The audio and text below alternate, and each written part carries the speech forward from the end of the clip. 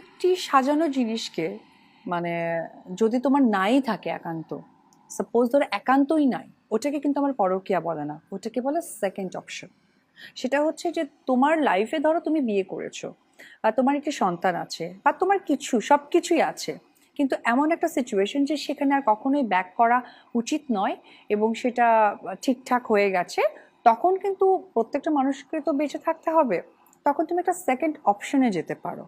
তাহলে এই যে ওয়ার্ডগুলো তৈরি হয়েছে তার মধ্যে কিন্তু এটা পরকীয়াটা পড়ে না, রাইট? কৌশলের প্রতিটা কথা অপবিশ্বাস হয়তো বুবলিকে বোঝাতে চেয়েছেন, এবং অপবিশ্বাস এটাও বোঝাতে চেয়েছেন যে শাকিব খানের সাথে তার সবকিছু ঠিকঠাক হয়ে গিয়েছে।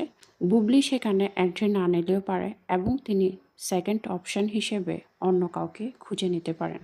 অপবিশ্বাসের এই বলা কথাগুলো কৌশলে যে বুবলিকে বলা হয়েছে সেটি তার কথার ধরন এবং